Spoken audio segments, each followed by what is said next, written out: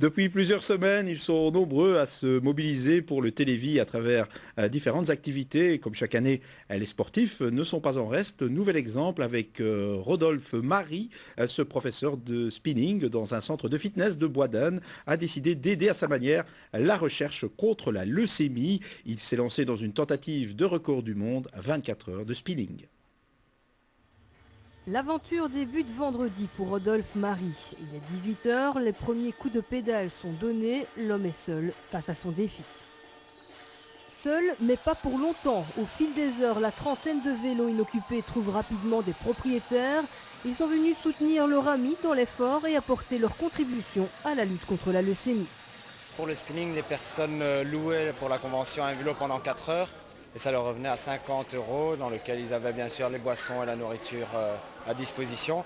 Ils pouvaient également, pour ceux qui voulaient juste participer, qui ne sont pas des fanats de spinning et des pros, pouvoir diviser le vélo en deux, donc un roule 1 heure, l'autre se repose et ainsi de suite sur les 4 heures, et là les dons étaient partagés.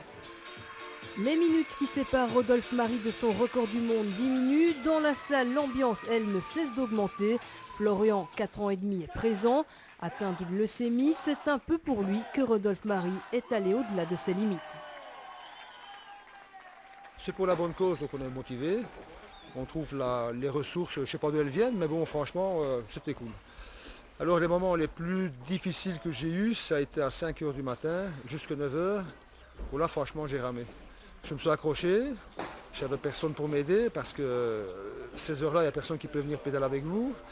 Eh bien, bon, il faut fermer les yeux, pédaler, et penser à tout ce qui peut, tout ce qui s'attache, notamment pour le petit. Heureusement qu'il y a des gens comme ça pour se battre pour nous, parce que c'est pas évident, les traitements sont très chers, et il faut beaucoup de sous, et heureusement qu'il y a le télévis et qu'il y a beaucoup de personnes qui se mobilisent alentour, notamment les pompiers.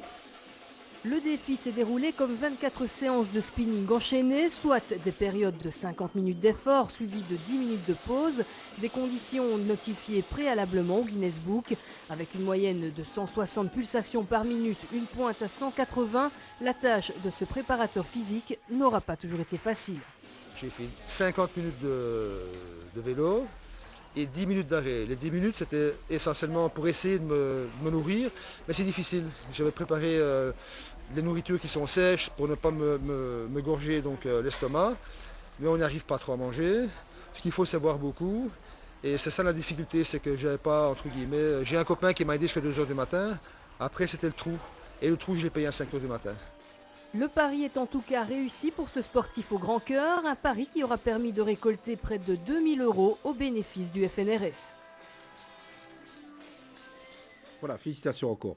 Et on en arrive maintenant à notre page football avec un condensé du week-end réalisé par Yael Bruna.